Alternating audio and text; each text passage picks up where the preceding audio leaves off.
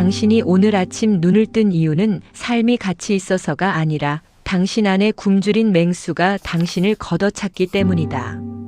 우리는 행복이라는 이름의 신기루를 쫓으며 스스로를 채찍질해 멸망으로 몰고 가는 노예들이다. 하지만 기억하라. 꽃은 피어나기 위해 노력하지 않는다. 그저 피어날 뿐이다. 당신의 불행은 더 나은 존재가 되려는 그 오만한 발버둥에서 시작되었다. 2019년 12월 31일 자정, 서울 강남의 한 오피스텔 32층. 도시의 불빛들이 창밖으로 반짝이고 있었습니다. 그는 노트북 화면 앞에서 엑셀 시트를 응시하고 있었습니다. 올해의 목표 달성률 143%. 작년보다 18% 상승한 수치였습니다. 그런데도 가슴 한편이 텅 비어 있었습니다. 옆자리 동료가 148%를 찍었다는 소식이 카카오톡으로 들어왔을 때 그의 심장은 미세하게 조여들었습니다. 쇼펜하우어는 1818년 출간한 의지와 표상으로서의 세계에서 이렇게 기록했습니다. 삶은 본질적으로 고통이다. 왜냐하면 의지는 끊임없이 갈구하며 충족은 단지 새로운 결핍의 시작점일 뿐이기 때문이다. 당신이 지금 이 순간 느끼는 공허함은 개인적 실패가 아닙니다. 그것은 존재 자체가 지닌 구조적 비극입니다. 그는 대학 시절부터 늘 상위 5% 안에 들어야 했습니다. 2015년 졸업할 때 학점 4.3, 토익 990점, 자격증 7개를 손에 쥐고 있었습니다. 입사 후에는 분기마다 실적 1등을 놓치지 않았습니다. 2017년에는 최연소 팀장이 되었고 2018년에는 업계 전문지에 인터뷰가 실렸습니다. 주변 사람들은 그를 성공의 표본이라 불렀습니다. 하지만 정작 본인은 알고 있었습니다. 매일 아침 눈을 뜨는 순간부터 가슴속에서 무언가가 으르렁거린다는 것을.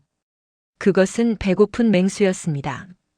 어제의 성취는 오늘의 기준이 되고 오늘의 기준은 내일의 최소치가 되었습니다. 승진했을 때의 기쁨은 정확히 사흘을 넘기지 못했습니다. 나흘째가 되자 이미 다음 목표가 그를 짓누르고 있었습니다. 쇼펜하우어의 표현을 빌리자면 우리는 고통과 권태 사이를 진자운동하는 시계추였습니다. 목표를 이루지 못하면 결핍의 고통이 찾아오고 목표를 이루고 나면 권태의 공허가 밀려왔습니다. 2020년 1월 3일 금요일 오후 3시, 그는 회사 화장실 거울 앞에 서 있었습니다. 얼굴은 창백했고 눈 밑에는 검은 그림자가 드리워져 있었습니다. 체중은 6개월 만에 9kg이 빠져 있었습니다. 의사는 과로로 인한 위염과 불면증을 진단했습니다. 처방전에는 졸피뎀과 넥시움이 적혀 있었습니다. 밤마다 약을 삼키면서 그는 생각했습니다. 도대체 나는 무엇을 위해 이렇게 살고 있는가? 그날 저녁 그는 오래된 일기장을 꺼내 읽었습니다. 2010년 고등학교 3학년 때 쓴 글이었습니다. 나는 행복하고 싶다. 자유롭게 살고 싶다. 단순하고 순진한 문장이었습니다. 그런데 지금의 그는 그 어떤 것도 갖고 있지 않았습니다. 연봉은 1억을 넘었지만 행복은 통장에 입금되지 않았습니다. 직함은 높아졌지만 자유는 명함에 인쇄되지 않았습니다. 쇼펜하우어는 부록과 보유 1851에서 이렇게 썼습니다. 인간은 본질적으로 결핍 덩어리이며 그 결핍을 메우려는 노력이 곧 삶이다. 하지만 결핍을 완전히 메우는 순간 우리는 권태라는 또 다른 지옥으로 떨어진다. 당신이 원하는 것은 사실 행복이 아닙니다. 단지 결핍이라는 고통의 일시적 중단을 바라고 있을 뿐입니다. 2월 중순, 그는 승진 심사 결과를 기다리고 있었습니다. 지난 3개월간 주말도 없이 일했습니다. 새벽 2시에 퇴근하고 아침 7시에 출근하는 날이 계속되었습니다. 팀원들과의 저녁 약속도 친구들의 결혼식도 어머니의 생신도 모두 미뤘습니다. 오직 하나의 목표, 임원 승진만을 바라보았습니다. 발표일 오전 10시 인사팀으로부터 이메일이 도착했습니다. 제목 승진 축하드립니다. 그는 책상에 앉아 화면을 바라보았습니다. 3초, 5초, 10초. 기쁨이 밀려올 것이라 예상했습니다. 하지만 오직 공허함만이 가슴을 채웠습니다. 마치 오랫동안 달려온 끝에 도착한 정상이 사실은 또 다른 산의 중턱에 불과하다는 것을 깨달은 순간 같았습니다. 점심시간 동료들이 축하 인사를 건넸습니다. 대단하시네요. 정말 부럽습니다. 그는 미소를 지으며 고개를 숙였습니다. 하지만 속으로는 알고 있었습니다. 이 기쁨은 오늘 저녁까지도 가지 못할 것이라는 것을. 과연 그날 밤 11시 침대에 누워 천장을 바라보던 그의 머릿속에는 이미 다음 목표가 자리 잡고 있었습니다.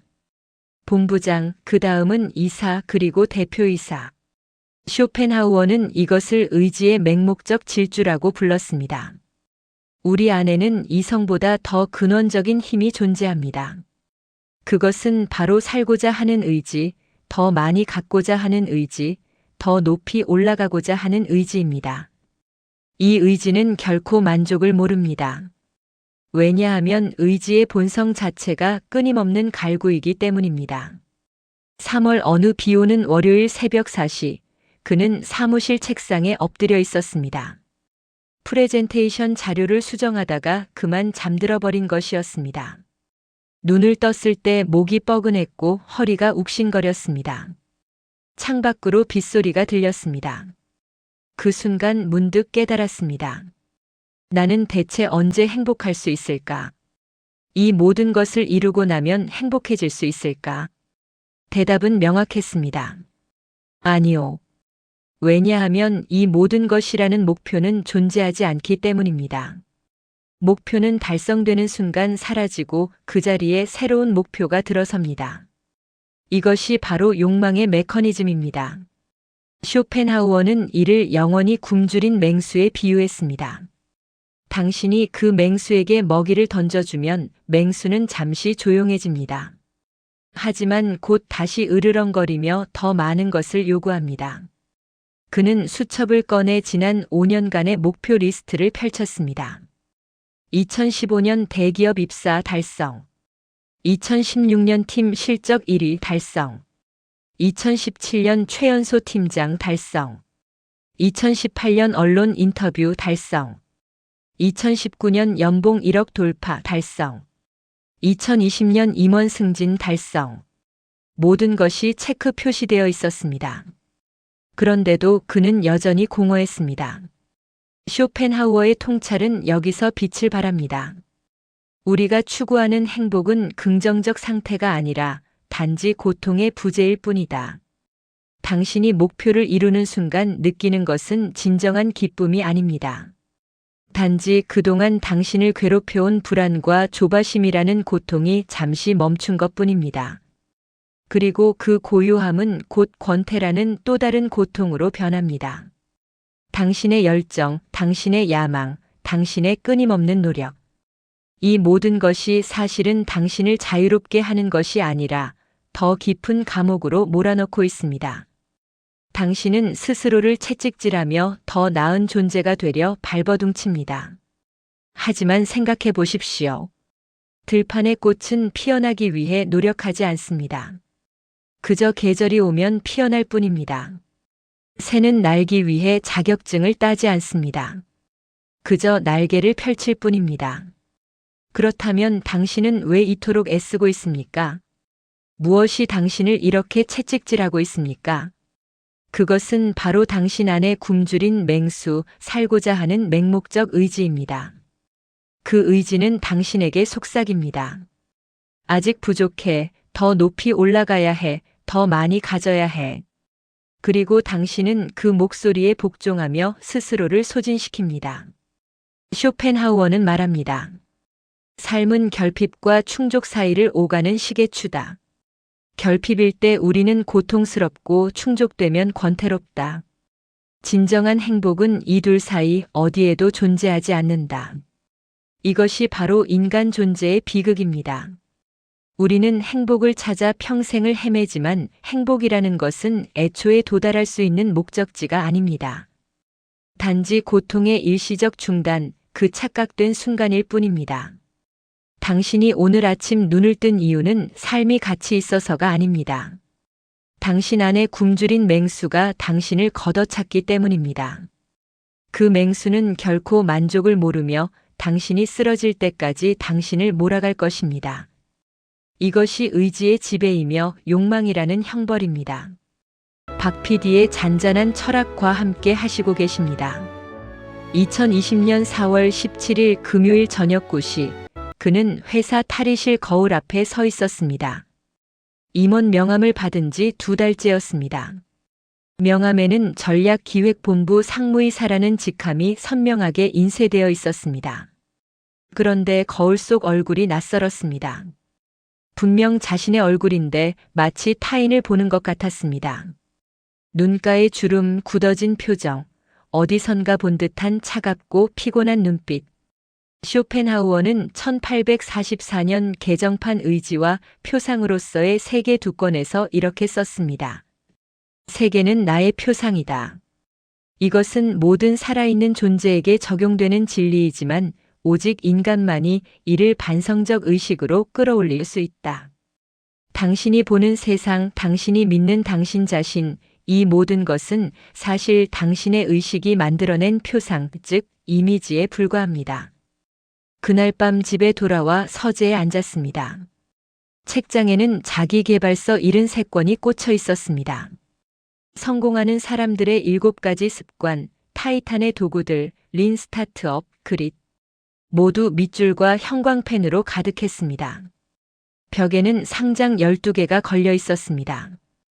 2016년 신입사원 최우수상, 2017년 혁신 프로젝트 대상, 2018년 경영대상 금상. 그는 이 모든 것을 바라보며 질문했습니다. 이것이 나인가? 책상 서랍을 열었습니다. 안에는 통장 사본들이 정리되어 있었습니다. 주택 청약 종합저축, 개인연금, 주식 계좌, 달러 예금. 총 자산 5억 3천만 원. 33세의 나이에 쌓아 올린 숫자였습니다. 하지만 이상했습니다. 이 숫자들이 자신을 행복하게 만들지 못했습니다. 오히려 더 많은 숫자를 요구했습니다. 10억, 20억, 100억. 끝이 보이지 않았습니다. 쇼펜하우어의 표현을 빌리자면 이 모든 것은 표상의 세계에 속합니다. 직함, 재산, 명예, 타인의 평가.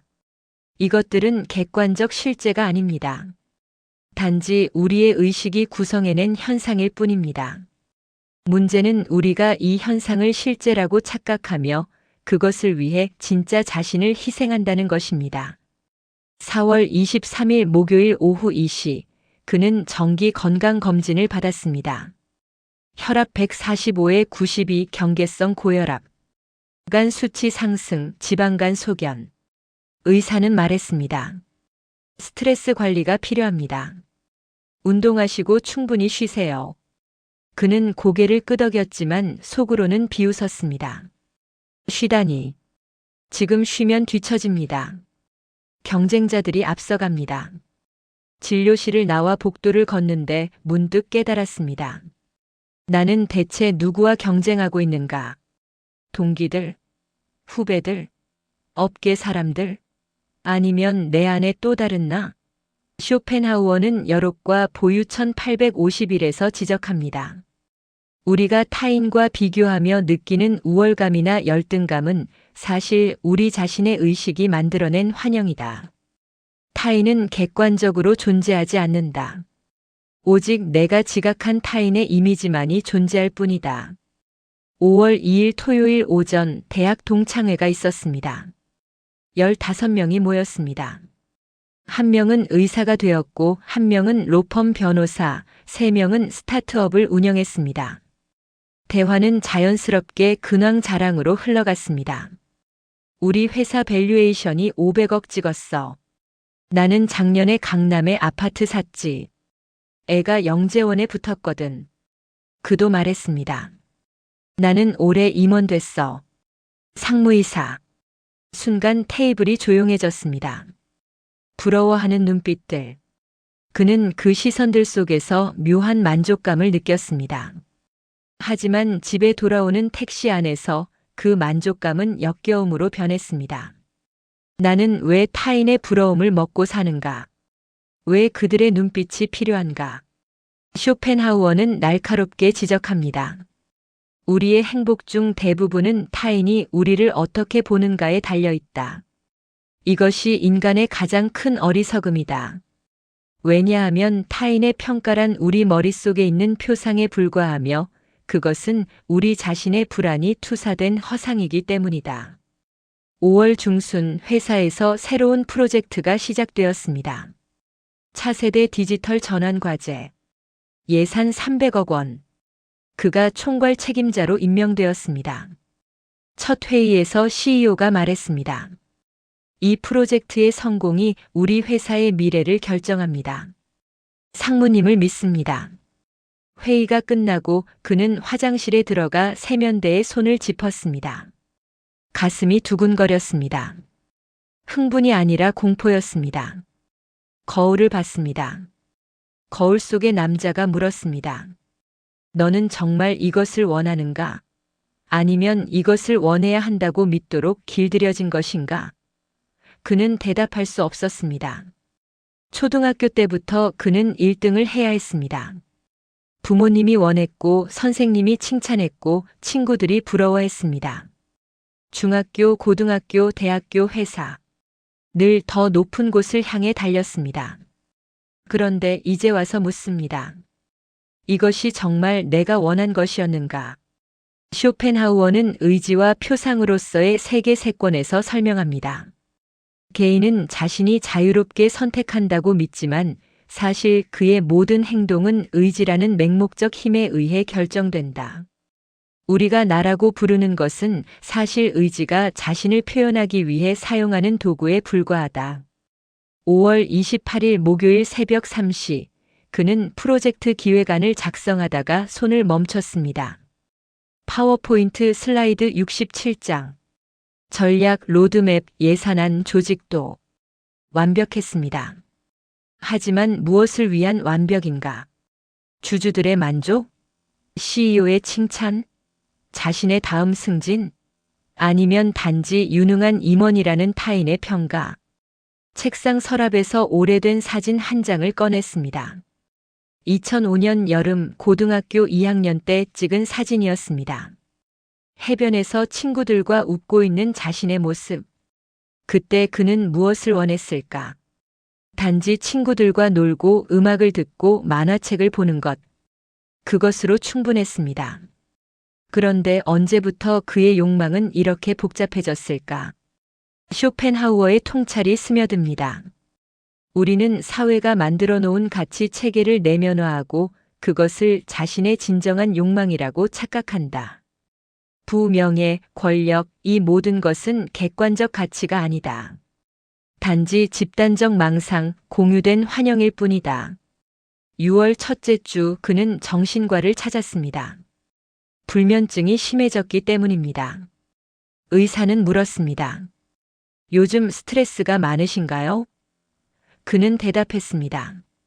아니요, 일은 잘 되고 있습니다. 승진도 했고요. 의사는 잠시 그를 바라보다가 말했습니다. 그렇다면 당신은 무엇이 문제라고 생각하십니까? 그는 입을 열 수 없었습니다. 무엇이 문제인가? 객관적으로 모든 것이 완벽했습니다. 좋은 직장, 높은 연봉, 빠른 승진. 하지만 주관적으로 모든 것이 공허했습니다. 마치 타인의 인생을 살고 있는 것 같았습니다. 아니, 정확히는 성공한 사람이라는 역할을 연기하고 있는 것 같았습니다. 의사는 처방 전에 에스시탈로프람 10mg을 적었습니다. 항우울제였습니다. 하루 한 알 아침에 드세요. 2주 후에 다시 오십시오. 약국에서 약을 받아들고 그는 생각했습니다. 내가 우울한가? 아니, 나는 성공했는데. 하지만 성공이 우울을 막아주지는 못했습니다. 쇼펜하우어는 부록과 보유 두 권 17장에서 기록합니다. 우리가 쌓아올린 외적 성취는 내적 공허를 메우지 못한다. 오히려 성취가 클수록 공허도 커진다. 왜냐하면 우리는 성취를 통해 진정한 자신을 발견하는 것이 아니라 더욱더 가짜 자아에 갇히기 때문이다. 6월 17일 수요일 저녁, 그는 오랜만에 대학 은사님을 찾아뵙니다. 철학과 교수님이었습니다. 캠퍼스 근처 찻집에서 만났습니다. 교수님은 물었습니다. 요즘 어떻게 지내나? 그는 성공 스토리를 늘어놓았습니다. 임원 승진, 대형 프로젝트, 좋은 연봉. 교수님은 조용히 듣고 계셨습니다. 이야기가 끝나자 교수님이 물었습니다. 그래서 자네는 행복한가? 순간 말문이 막혔습니다. 교수님은 계속 말했습니다. 자네가 이야기한 것은 모두 자네가 가진 것에 대한 것이었네. 자네가 어떤 사람인지에 대해서는 한마디도 하지 않았어. 그 말이 가슴에 박혔습니다. 나는 누구인가? 상무이사? 프로젝트 총괄? 연봉 1억을 버는 사람? 이것들은 모두 내가 가진 역할이지 내가 존재하는 방식이 아니었습니다. 쇼펜하우어의 말이 떠올랐습니다. 우리가 나라고 부르는 것은 세 가지 층위로 나뉜다. 내가 가진 것, 내가 보이는 것, 내가 존재하는 것. 대부분의 사람은 첫 번째와 두 번째에만 집착하고 세 번째는 평생 외면한다. 집으로 돌아오는 길, 그는 한강 다리를 걸었습니다. 강물이 흐르고 있었습니다. 물은 어디로 가는지 고민하지 않습니다. 그저 흐를 뿐입니다. 하지만 인간은 다릅니다. 인간은 끊임없이 묻습니다. 나는 어디로 가야 하는가, 무엇이 되어야 하는가. 그리고 그 질문에 대한 답을 타인에게서 찾습니다. 부모, 사회, 회사, 언론. 모두가 말합니다. 이렇게 살아야 성공한 것이다. 하지만 그 기준으로 성공한 지금 그는 비로소 깨닫습니다. 성공이라는 것도 나라는 것도 모두 타인의 눈에 비친 표상일 뿐이었습니다.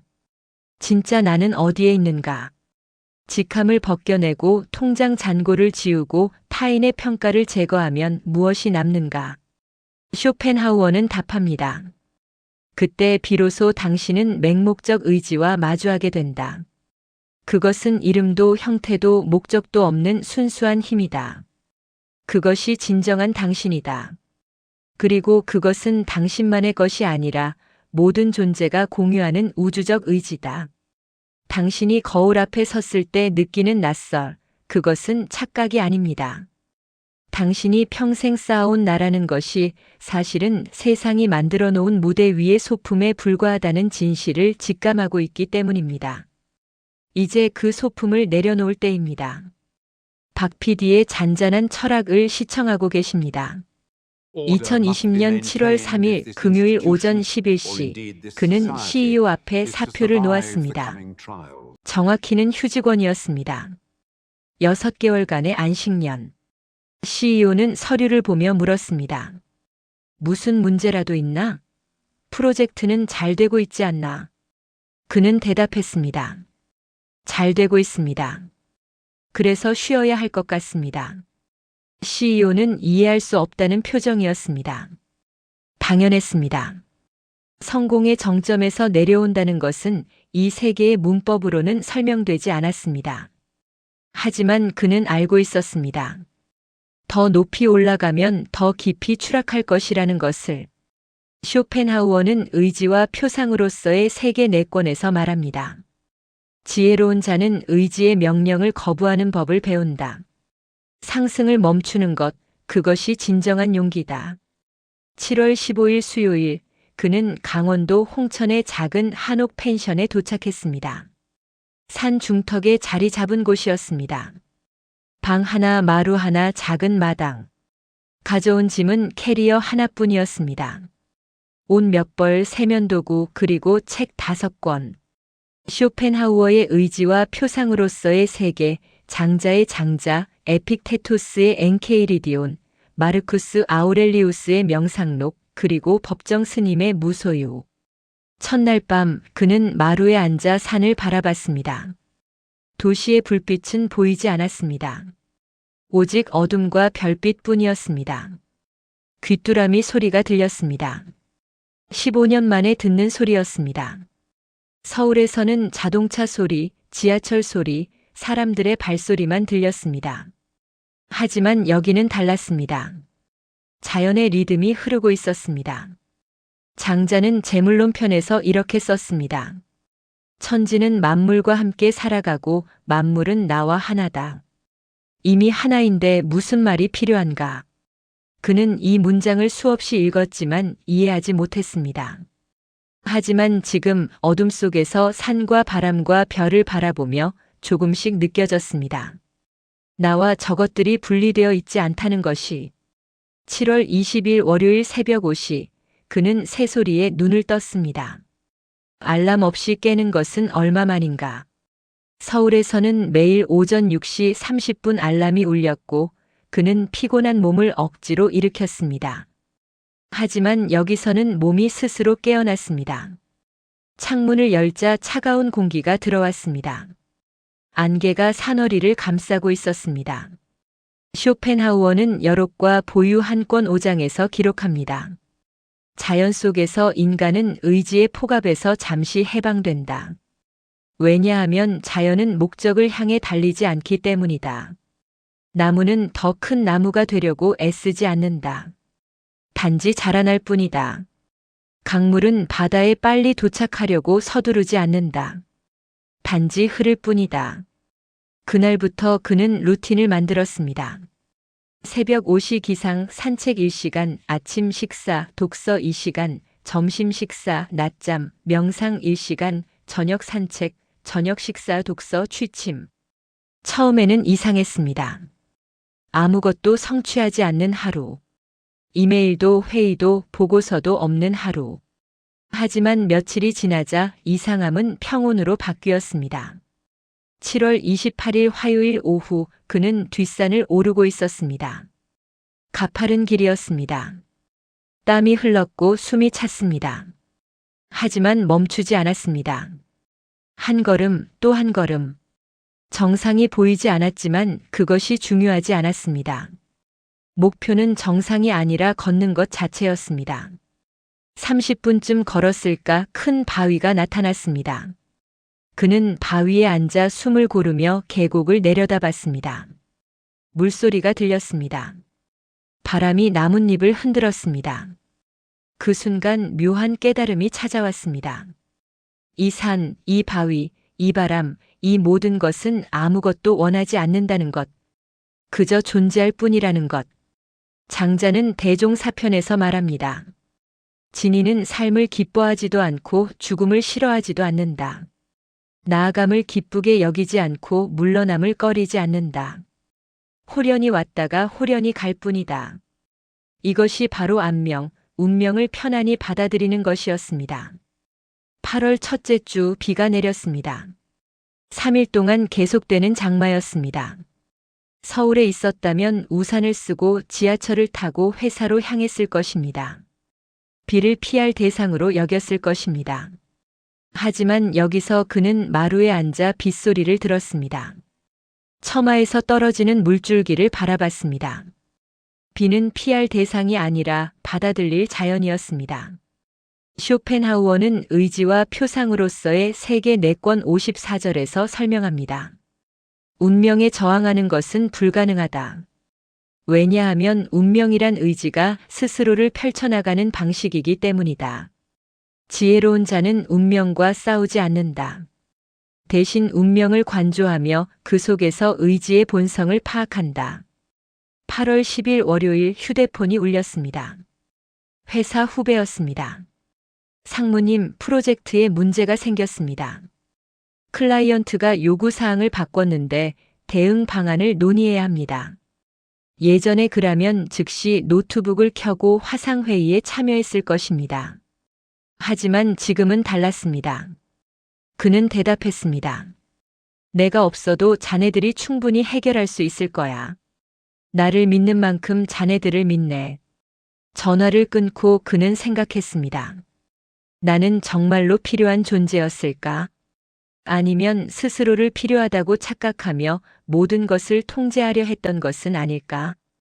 장자는 응제왕편에서 이야기합니다. 무위의 다스림이 가장 훌륭한 다스림이다. 억지로 개입하지 않을 때 만물은 스스로 제자리를 찾는다. 그는 평생 무언가를 해야 한다고 믿었습니다. 더 많이 일하고 더 많이 통제하고 더 많이 성취해야 한다고 믿었습니다. 하지만 지금 깨달았습니다. 때로는 아무것도 하지 않는 것이 가장 지혜로운 선택이라는 것을.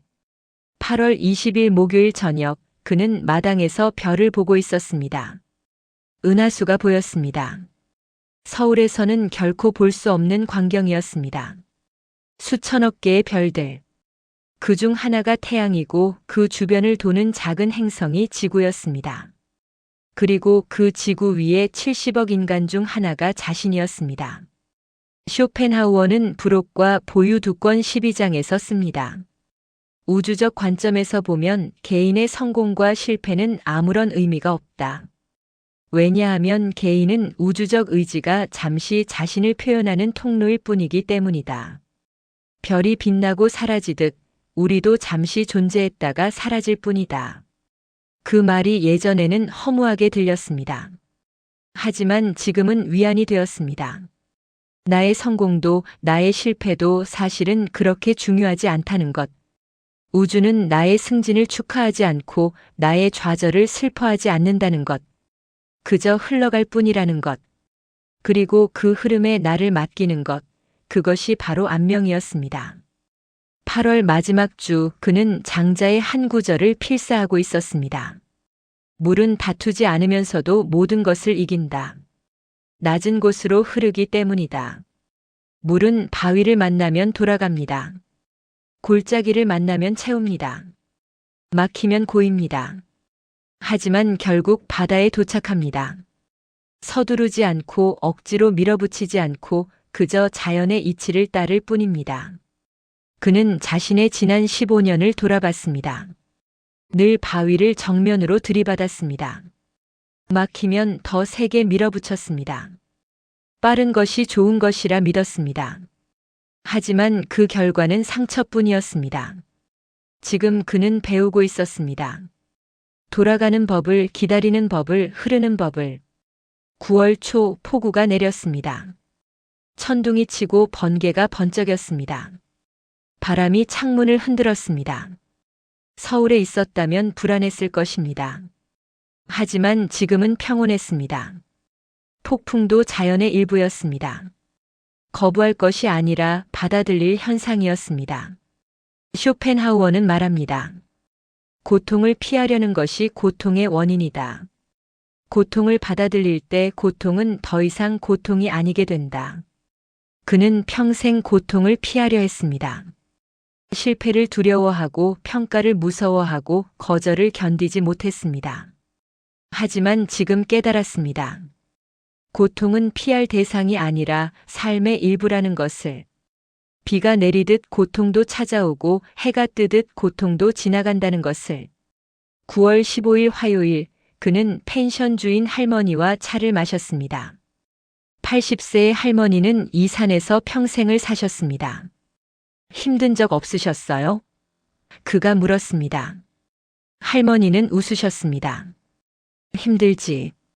남편도 먼저 가고 자식들도 도시로 떠나고.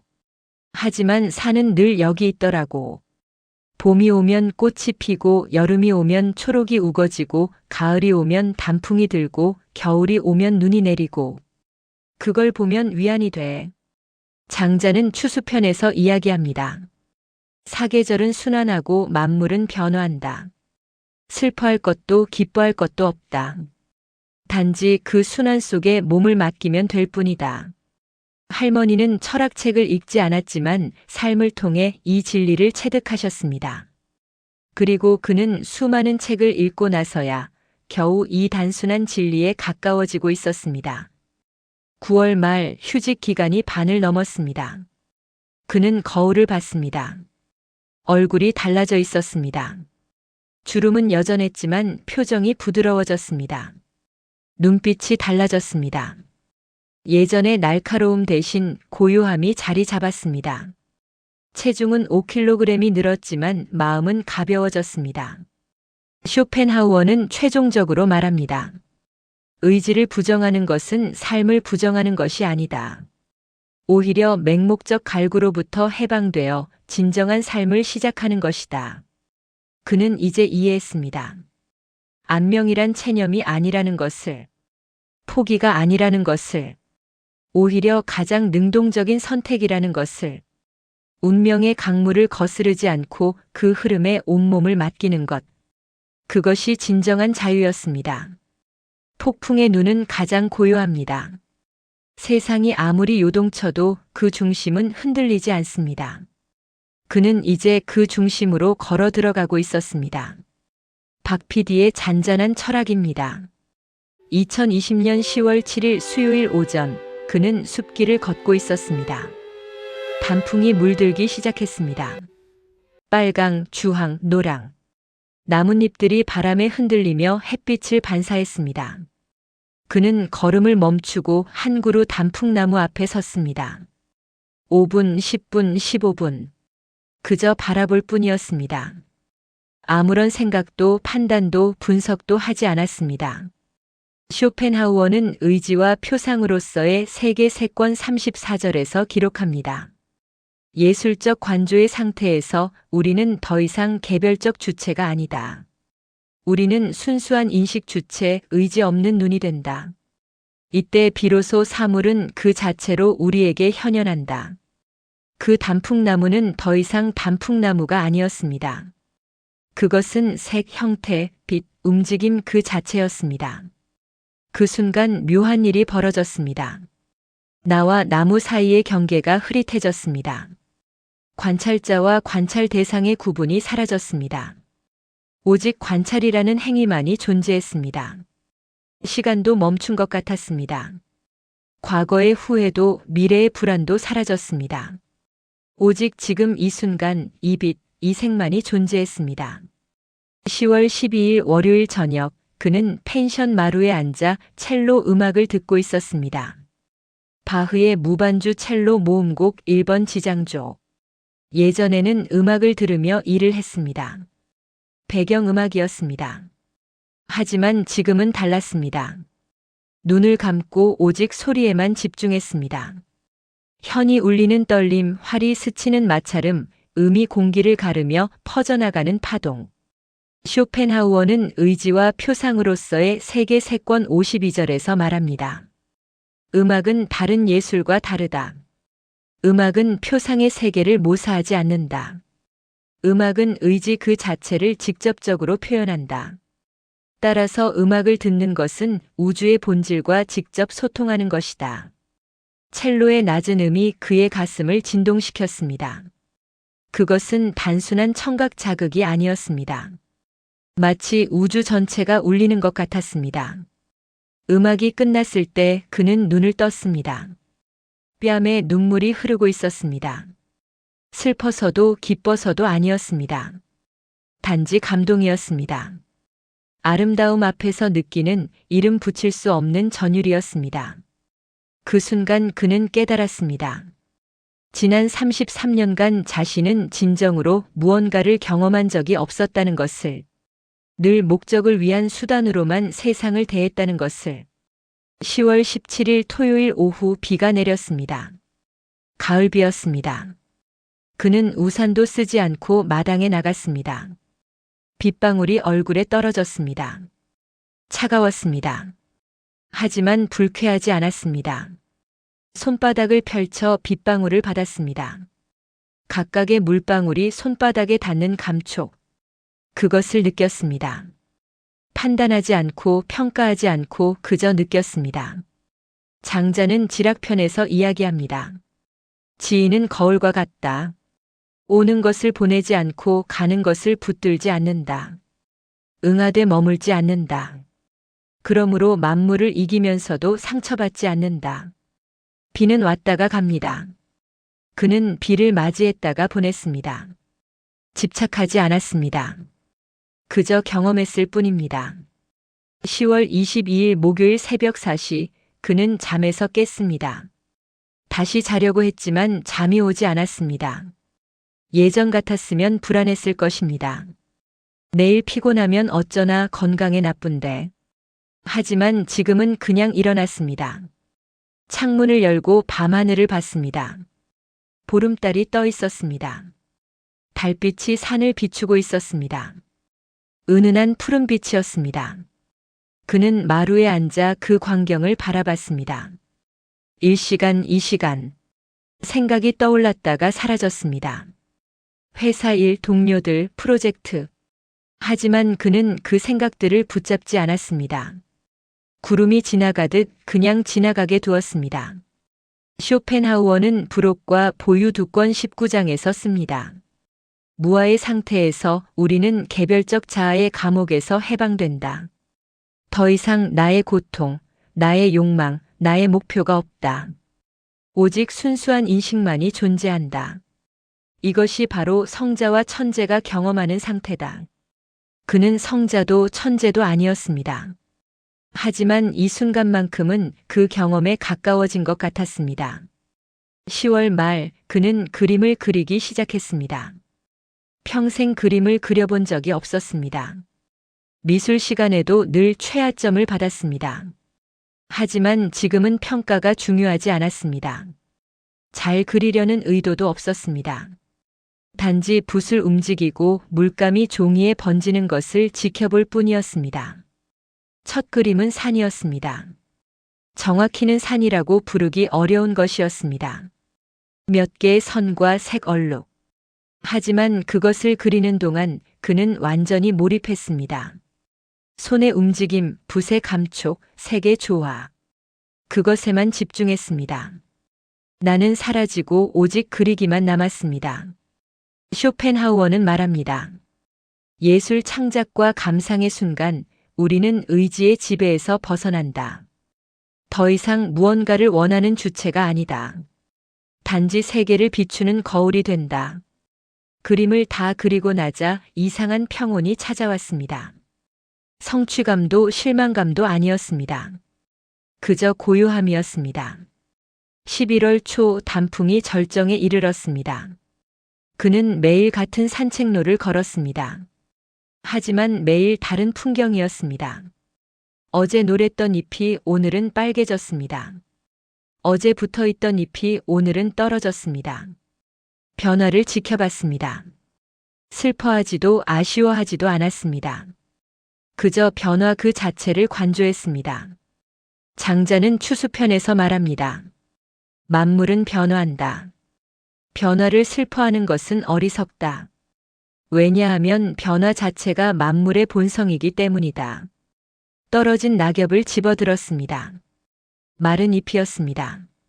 한때는 초록빛으로 광합성을 하며 생명을 유지했을 것입니다. 이제는 흙으로 돌아가 다른 생명의 양분이 될 것입니다. 죽음이 아니라 변화였습니다. 11월 10일 화요일 오후 그는 계곡가에 앉아 있었습니다. 물소리를 듣고 있었습니다. 물은 쉬지 않고 흘렀습니다. 같은 물은 두 번 흐르지 않았습니다. 매 순간 새로운 물이 눈앞을 지나갔습니다. 하지만 흐름은 변하지 않았습니다. 변화 속의 불변, 불변 속의 변화. 모순 같았지만 그것이 진실이었습니다. 쇼펜하우어는 의지와 표상으로서의 세계 4권 68절에서 설명합니다. 현상의 세계는 끊임없이 변하지만 그 배후의 의지는 변하지 않는다. 개별자는 태어나고 죽지만 생명 그 자체는 영원하다. 이것을 깨달을 때 우리는 죽음에 대한 두려움에서 해방된다. 11월 중순 첫눈이 내렸습니다. 그는 새벽에 일어나 눈 덮인 산을 바라봤습니다. 온 세상이 하얗게 변했습니다. 소리가 사라졌습니다. 눈이 모든 소음을 흡수했습니다. 완전한 고요였습니다. 그는 신발도 신지 않고 맨발로 마당에 나갔습니다. 눈이 발바닥에 닿는 차가움, 통증에 가까운 감각이었습니다. 하지만 피하지 않았습니다. 그저 느꼈습니다. 발이 시려왔습니다. 5분쯤 지나자 감각이 무뎌졌습니다. 통증도 사라졌습니다. 장자는 대종사편에서 이야기합니다. 지인은 불에 들어가도 뜨겁지 않고 물에 들어가도 젖지 않는다.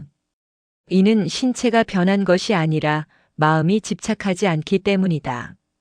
차가움을 차가움으로 받아들이자 그것은 더 이상 고통이 아니었습니다. 11월 20일 금요일 휴대폰에 메시지가 왔습니다. 회사 인사팀이었습니다. 휴직 기간이 한 달 남았습니다. 복직 의사를 확인하고자 합니다. 그는 화면을 바라봤습니다. 복직.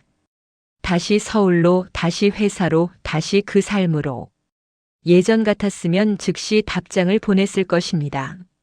하지만 지금은 휴대폰을 내려놓았습니다. 서두르지 않았습니다. 마루에 앉아 차를 마셨습니다. 녹차였습니다. 따뜻한 잔을 두 손으로 감쌌습니다. 온기가 전해졌습니다. 첫 모금을 마셨습니다. 쓴맛이 혀끝에 닿았다가 단맛으로 변했습니다. 두 번째 모금. 맛이 달랐습니다. 세 번째 모금. 또 달랐습니다. 같은 차였지만 매 순간 다른 경험이었습니다. 쇼펜하우어는 말합니다. 진정한 삶은 과거와 미래가 아닌 현재에 있다. 하지만 대부분의 사람은 과거를 후회하거나 미래를 걱정하며 현재를 놓친다. 현재에 완전히 존재하는 것, 그것이 의지의 부정이며 동시에 진정한 삶의 긍정이다. 11월 말 그는 답장을 보냈습니다. 복직하겠습니다. 하지만 이전과 같은 방식으로는 일하지 않을 것입니다. 무슨 뜻인지 자신도 명확히 알 수 없었습니다. 하지만 확신은 있었습니다. 더 이상 일의 노예가 되지 않겠다는 것. 성취를 위해 현재를 희생하지 않겠다는 것. 목표를 향해 달리면서도 걷는 그 자체를 즐기겠다는 것. 12월 초 그는 마지막 그림을 그렸습니다. 제목은 없었습니다. 단지 색과 선의 조화였습니다. 무엇을 그렸는지 설명할 수 없었습니다. 하지만 그것은 중요하지 않았습니다. 그림의 결과가 아니라 그리는 과정이 중요했습니다. 붓을 움직이는 그 순간순간 그는 온전히 현재에 존재했습니다. 쇼펜하우어는 최종적으로 말합니다. 예술은 우리에게 일시적 해방을 준다. 하지만 진정한 해방은 삶 전체를 예술적 관조의 상태로 살아가는 것이다. 매 순간을 의지의 명령이 아닌 순수한 인식으로 경험하는 것. 이것이 성자의 길이며 동시에 진정한 예술가의 길이다. 당신이 무가 될 때 당신은 비로소 전부가 됩니다. 나라는 경계가 사라질 때 온 우주가 당신 안으로 흘러듭니다. 애쓰지 않아도 봄이 오듯 자아를 버려야 우주의 리듬에 올라탈 수 있습니다. 그는 이제 그 리듬을 느끼기 시작했습니다. 거역할 수 없는 하지만 거역할 필요도 없는 부드럽고 거대한 흐름을. 박 PD의 잔잔한 철학을 시청하시고 계십니다. 2021년 1월 4일 월요일 오전 9시 그는 회사 로비에 서 있었습니다. 6개월 만이었습니다. 대리석 바닥, 높은 천장, 분주하게 오가는 사람들. 모든 것이 낯설면서도 익숙했습니다. 예전에는 이 공간이 전쟁터였습니다. 하지만 지금은 달랐습니다. 단지 공간일 뿐이었습니다. 그는 엘리베이터를 탔습니다. 32층 버튼을 눌렀습니다. 천천히 올라갔습니다. 쇼펜하우어는 의지와 표상으로서의 세계 내권 70절에서 기록합니다. 의지를 부정한 자는 세상으로 돌아갈 수 있다. 하지만 그는 더 이상 세상에 속하지 않는다. 그는 세상 안에 있지만 세상의 법칙에 지배받지 않는다. 마치 연꽃이 진흙 속에서 피어나지만 진흙에 물들지 않듯이. 엘리베이터 문이 열렸습니다. 그는 복도를 걸었습니다. 가볍게. 사무실 문을 열자 동료들이 박수를 쳤습니다. 상무님 돌아오신 것을 환영합니다. 케이크와 꽃다발이 준비되어 있었습니다. 예전 같았으면 감동했을 것입니다. 하지만 지금은 미소만 지었습니다. 감사했지만 집착하지 않았습니다. 환영도 거부도 아닌 그저 받아들임이었습니다. 책상에 앉았습니다. 모니터를 켰습니다. 이메일 873개가 쌓여 있었습니다. 예전 같았으면 불안했을 것입니다. 하지만 지금은 천천히 하나씩 읽기 시작했습니다. 급한 것도 급하지 않은 것도 없었습니다. 모두 그저 이메일이었습니다. 처리할 수 있는 것은 처리하고 처리할 수 없는 것은 솔직히 말했습니다. 이것은 제 능력 밖입니다. 다른 분께 요청하시겠습니까? 오후 2시 임원 회의가 있었습니다. CEO와 이사 7명이 모였습니다. 안건은 올해 사업 계획이었습니다. 각 본부의 목표가 발표되었습니다. 매출 30% 증가, 시장 점유율 1위, 신규 사업 3개 론칭. 숫자들이 쏟아졌습니다. 예전에 그라면 더 높은 목표를 제시했을 것입니다. 경쟁자들을 압도하려 했을 것입니다. 하지만 지금은 조용히 듣고 있었습니다. CEO가 물었습니다. 전략기획본부의 목표는 어떻습니까? 그는 대답했습니다. 적정한 성장을 목표로 하겠습니다. 무리하지 않으면서 지속 가능한 방식으로. 회의실이 조용해졌습니다. 이사 한 명이 물었습니다. 적정한 성장이라니 구체적인 숫자가 있습니까? 그는 말했습니다. 15% 정도를 생각합니다. 팀원들이 소진되지 않는 범위에서. 장자는 양생 주편에서 이야기합니다. 소의 뼈 사이사이를 칼이 유유히 지나간다. 억지로 자르지 않고 자연의 결을 따르기 때문이다. 이것이 진정한 기술이다. CEO는 잠시 그를 바라보다가 고개를 끄덕였습니다. 좋습니다. 상무님의 판단을 믿겠습니다. 회의가 끝나고 한 이사가 다가왔습니다. 많이 변하셨네요. 예전 같지 않으시던데. 그는 웃으며 답했습니다. 예전으로 돌아가지 않으려고 합니다. 1월 중순 프로젝트 중간 보고가 있었습니다. 그가 휴직하는 동안 팀원들이 진행했던 프로젝트였습니다. 발표를 듣는데 몇 가지 문제가 보였습니다. 일정 지연, 예산 초과, 품질 이슈. 예전 같았으면 즉시 지적하고 해결책을 요구하고 책임자를 추궁했을 것입니다. 하지만 지금은 달랐습니다. 발표가 끝나고 그는 물었습니다. 여러분은 어떻게 생각하십니까? 팀원들이 서로를 바라봤습니다. 한 명이 조심스럽게 말했습니다. 저희도 문제를 인지하고 있습니다. 하지만 어떻게 해결해야 할지 확신이 서지 않습니다. 그는 고개를 끄덕였습니다. 그렇다면 함께 고민해 봅시다. 제가 답을 주기보다 여러분이 답을 찾을 수 있도록 돕겠습니다. 쇼펜하우어는 여록과 보유 한 권 8장에서 씁니다. 진정한 지혜는 타인을 지배하는 것이 아니라 타인이 스스로를 발견하도록 돕는 것이다. 왜냐하면 강요된 해결책은 지속되지 않지만 스스로 발견한 해결책은 그 사람의 일부가 되기 때문이다. 회의는 3시간 동안 이어졌습니다. 그는 대부분의 시간을 듣는 데 썼습니다. 가끔 질문을 던졌습니다. 팀원들이 스스로 답을 찾아가는 과정을 지켜봤습니다. 2월 초 후배 한 명이 찾아왔습니다. 번아웃이라고 했습니다. 더 이상 못하겠습니다. 매일 새벽 2시까지 일하는데 끝이 보이지 않습니다. 그는 차를 따라주며 물었습니다. 왜 새벽 2시까지 일합니까? 후배가 답했습니다. 해야 할 일이 많아서요. 그는 다시 물었습니다. 정말 해야 할 일입니까? 아니면 해야 한다고 믿는 일입니까? 후배는 대답하지 못했습니다. 그는 계속 말했습니다. 저도 예전에는 그랬습니다. 모든 것을 완벽하게 해야 한다고 믿었죠.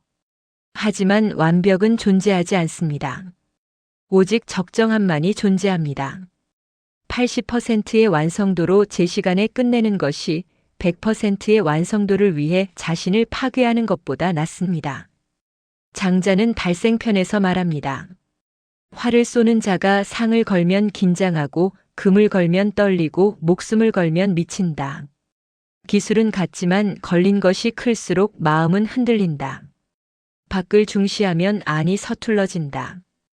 후배는 고개를 끄덕였습니다. 하지만 상무님, 회사는 결과를 원합니다. 그는 웃었습니다. 결과는 과정의 부산물입니다. 과정을 건강하게 유지하면 결과는 자연스럽게 따라옵니다. 2월 중순 주말에 등산을 갔습니다. 북한산이었습니다. 혼자였습니다. 천천히 올랐습니다. 주변 사람들은 빠르게 추월해 갔습니다. 등산복에 등산화 스틱까지 갖춘 사람들. 그들은 정상을 향해 달렸습니다. 하지만 그는 서두르지 않았습니다. 한 걸음 한 걸음 주변을 보며 걸었습니다.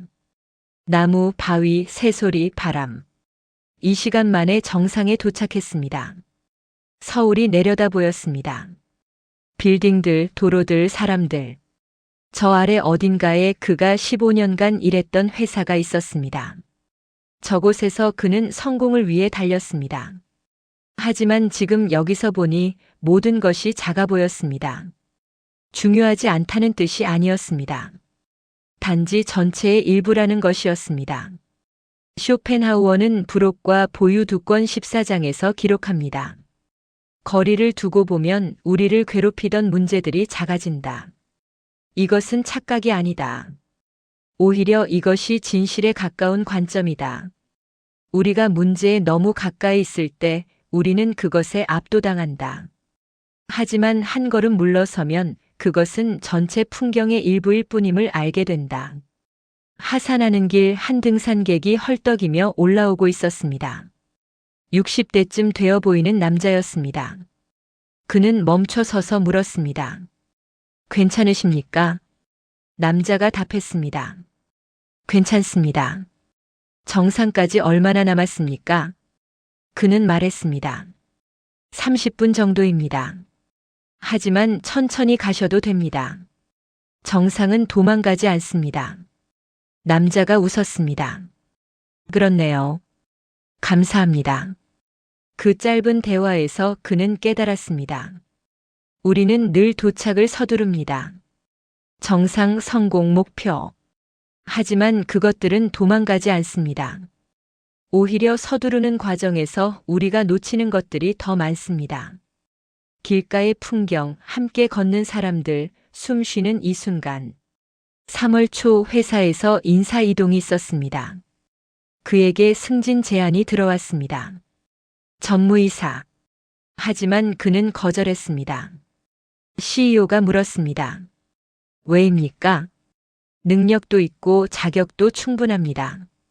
그는 대답했습니다. 지금 제 위치가 적당합니다. 더 높이 올라가면 제가 중요하게 여기는 것들을 놓칠 것 같습니다. CEO는 이해할 수 없다는 표정이었습니다. 하지만 그는 개의치 않았습니다. 장자는 소요유편에서 이야기합니다. 큰 새는 9만 리 하늘을 난다. 작은 새는 나뭇가지 사이를 오간다. 어느 것이 더 자유로운가? 각자의 본성에 맞게 사는 것이 진정한 자유다. 그는 더 이상 큰 새가 되려 하지 않았습니다. 자신의 크기에 맞게 자신의 속도로 날고 싶었습니다. 3월 중순 주말에 그는 한강을 걸었습니다. 벚꽃이 피기 시작했습니다.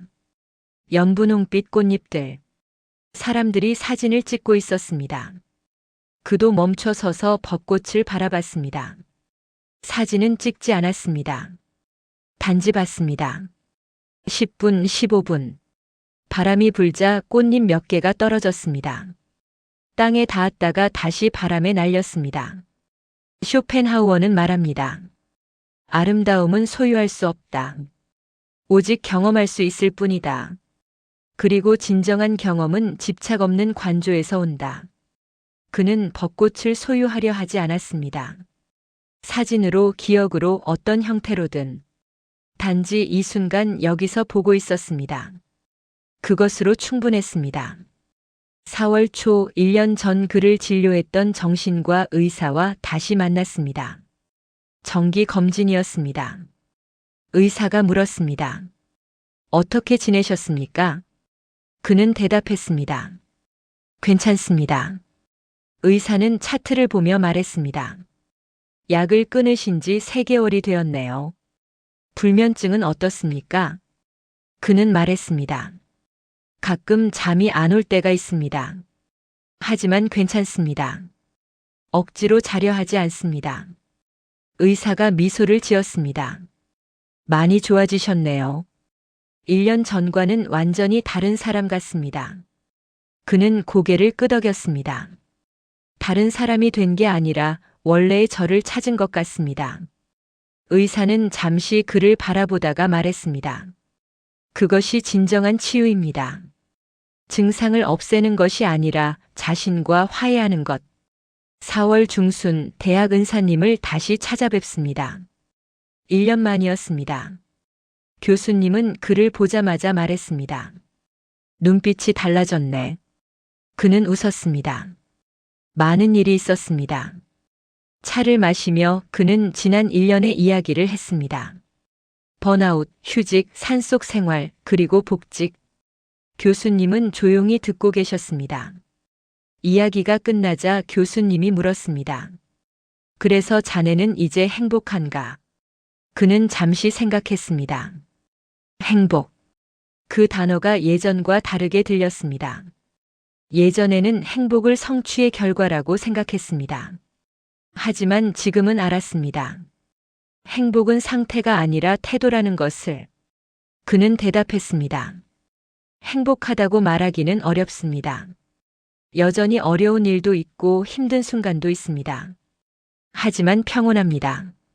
그리고 그 평온함이 제가 찾던 것이었던 것 같습니다. 교수님이 고개를 끄덕였습니다. 쇼펜하우어를 읽었군. 그는 행복을 추구하지 말라고 했지.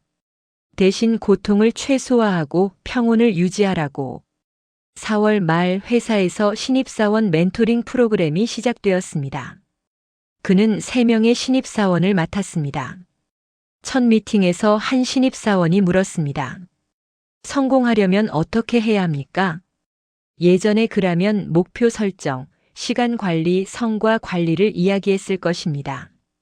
하지만 지금은 달랐습니다. 그는 대답했습니다. 성공을 정의하십시오. 남들이 말하는 성공이 아니라 자신만의 성공을. 신입사원이 어리둥절해했습니다. 그는 계속 말했습니다.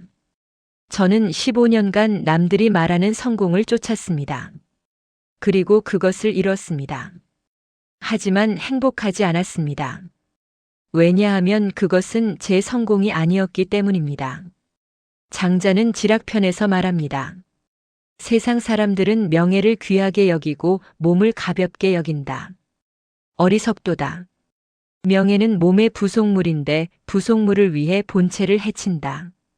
신입사원들은 진지하게 듣고 있었습니다. 그는 말했습니다. 일을 열심히 하는 것도 좋습니다. 하지만 일이 전부는 아닙니다. 자신을 돌보십시오. 쉬십시오. 사랑하는 사람들과 시간을 보내십시오. 그것들이 결국 더 중요합니다. 5월 초 어버이날이었습니다. 그는 부모님을 찾아뵙습니다. 5년 만에 방문이었습니다. 그동안 일이 바빠서 시간이 없어서 핑계를 댔습니다. 하지만 진실은 달랐습니다. 부모님을 뵙는 것이 부담스러웠습니다. 잘 지내냐, 승진했냐, 결혼은 언제 하냐. 그 질문들에 답하는 것이 피곤했습니다. 하지만 지금은 달랐습니다. 부모님은 늙어 계셨습니다. 머리는 하얗게 새고 등은 굽어 있었습니다. 어머니가 물었습니다. 요즘 어떻게 지내냐? 그는 솔직히 답했습니다. 작년에 많이 힘들었습니다. 번아웃이 왔었어요. 하지만 지금은 괜찮습니다. 어머니가 손을 잡았습니다. 힘들면 말을 해야지. 엄마한테도 말 안 하고. 그는 고개를 숙였습니다. 죄송합니다. 걱정하실까봐. 아버지가 말했습니다. 성공이 뭐 그리 중요하냐? 건강하게 사는 게 제일이지. 그 말이 가슴에 와닿았습니다. 평생 성공을 강조하시던 아버지였습니다. 하지만 나이가 들자 아버지도 깨달으신 것 같았습니다. 진짜 중요한 것이 무엇인지, 쇼펜하우어는 여록과 보유 한 권 2장에 씁니다. 인생의 전반부에서 우리는 행복을 추구하지만 후반부에서 우리는 불행을 피하려 한다. 그리고 마침내 깨닫는다. 건강과 평온, 이 두 가지만 있으면 충분하다는 것을. 부모님과 함께 저녁을 먹으며 그는 편안했습니다. 더 이상 증명할 것도 숨길 것도 없었습니다. 6월 그는 새로운 습관을 만들었습니다. 매일 아침 30분 일찍 출근해서 사무실 옥상에 올라갔습니다. 거기서 하늘을 봤습니다. 해가 뜨는 것을, 구름이 흐르는 것을, 새가 나는 것을 봤습니다. 아무 생각도 하지 않았습니다. 단지 봤습니다. 그리고 9시가 되면 내려와서 일을 시작했습니다. 동료들은 이상하게 생각했습니다. 상무님, 아침에 뭐 하세요? 그는 대답했습니다. 아무것도 안 합니다. 동료들은 웃었습니다. 하지만 그는 진지했습니다. 아무것도 하지 않는 시간. 그것이 가장 중요한 시간이었습니다.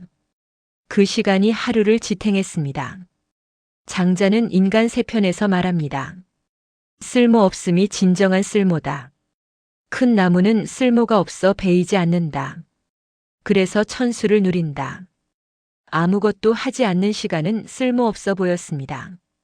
하지만 그 시간이 그를 지켰습니다. 의지의 폭압에서, 목표의 강박에서, 성취의 굶주림에서. 7월 여름휴가 때 그는 다시 강원도로 갔습니다. 작년에 머물렀던 그 펜션이었습니다. 할머니는 그를 기억하고 계셨습니다. 또 오셨네요. 그는 웃었습니다. 네, 다녀가려고요. 이번에는 일주일만 머물렀습니다. 예전처럼 도피가 아니었습니다. 충전이었습니다. 산을 걸었습니다. 계곡에 앉았습니다. 별을 봤습니다.